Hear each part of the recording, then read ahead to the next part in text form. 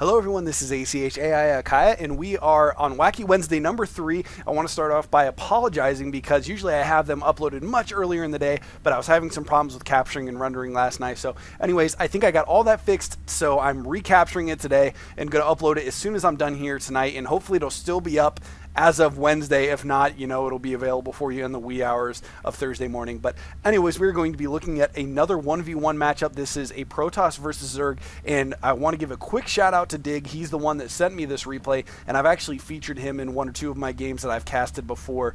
So he's a decent player. He's a diamond level 1v1 player. Nothing crazy, but he definitely has a generally good feel for the game, and he is facing off against Averick in a Protoss versus Zerg. This is Xel'Naga Caverns.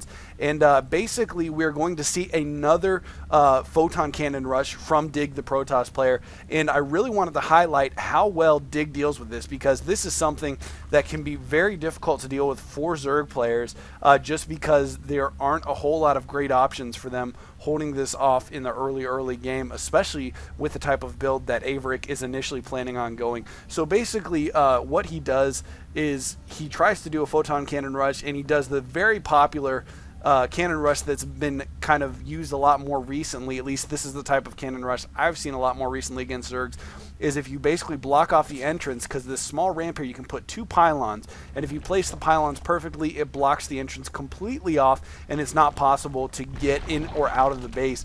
And the part where that becomes really difficult to hold off is if he's got that early expo, because if you go for that hatchery first, get that expansion, try to get it up and running immediately, then you basically aren't going to have a spawning pool early enough to have any Zerglings. One thing that I've seen some people do is you can actually get, if you see it coming, you can get a drone down and try to block the building placement. That requires a lot of micro, and you definitely have to be able to spot it before anything happens, obviously. But that is one option that you can do. As you can see, the second Overlord from Averick going out to the front of his base right now. If he was sending this to the ramp, he would actually have great visibility, and as you can see, already the ghost pylon there for where Dig plans on placing that first pylon. And here comes the drone from Averick. As you can see, he's putting down his hatchery, does not yet have a spawning pool even started, so he's going to have nothing but drones to try to hold this off. And actually, it looks like, yeah, Dig did get a hard wall off there, so he's making sure right now that his probe can't get out, and then I guess he's going to cancel one of these pylons and then rebuild it.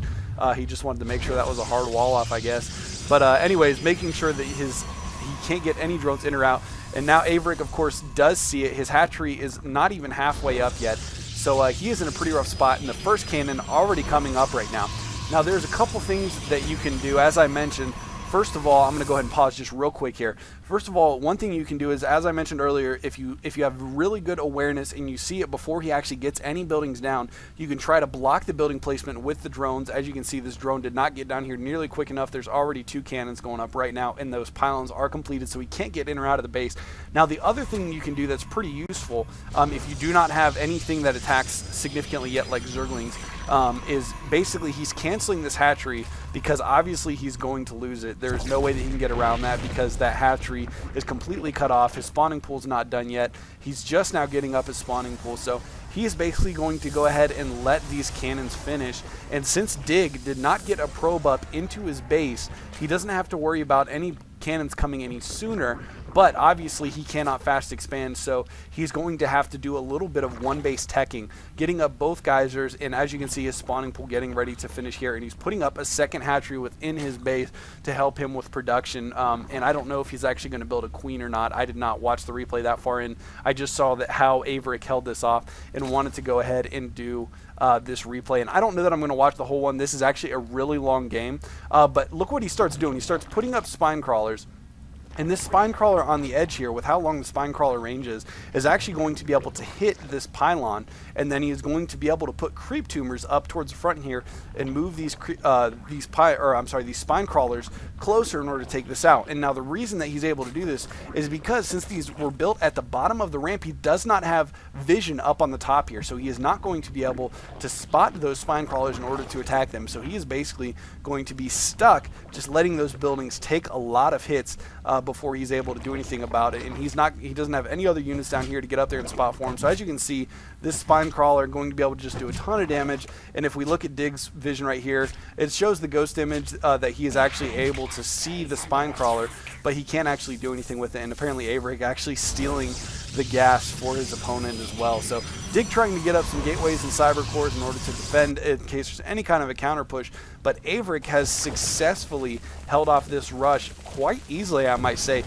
Yes, it did delay his expansion timing quite a bit, but he was able to react to what he saw.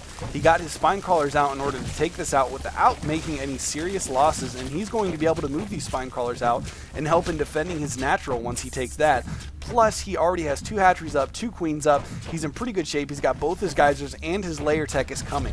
So Averik, I just want to recap again what he did. As soon as he saw that cannon rush coming and he knew he wasn't going to be able to stop it, he canceled his hatchery at his natural and then immediately started getting his spawning pool up and working on spine crawlers so that he could push off these pylons and these cannons.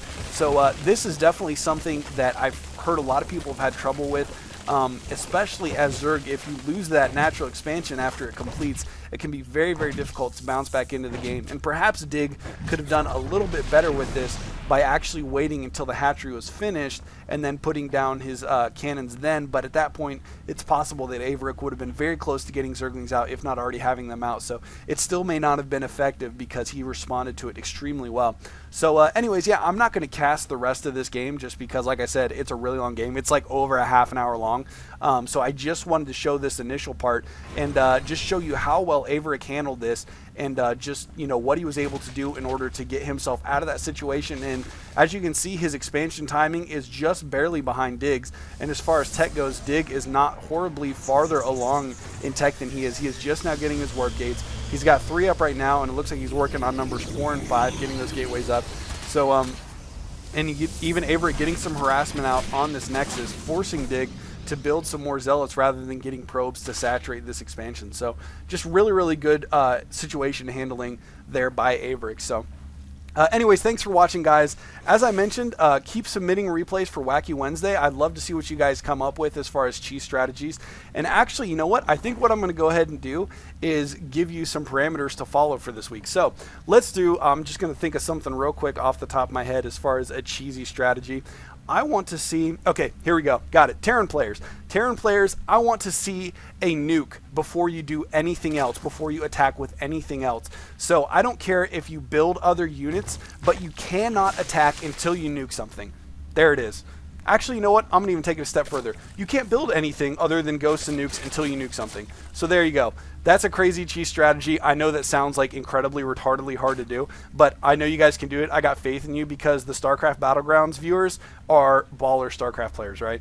So anyways, that's going to be the next Wacky Wednesday. Submit those replays in. You can email them to achaia.scbg@gmail.com. That's achaia.scbg@gmail.com. And I'm looking forward to seeing what you guys can come up with and what kind of interesting strategies you can use with nuke rushes. Anyways, thanks for watching again, guys. GG. We'll see you next time.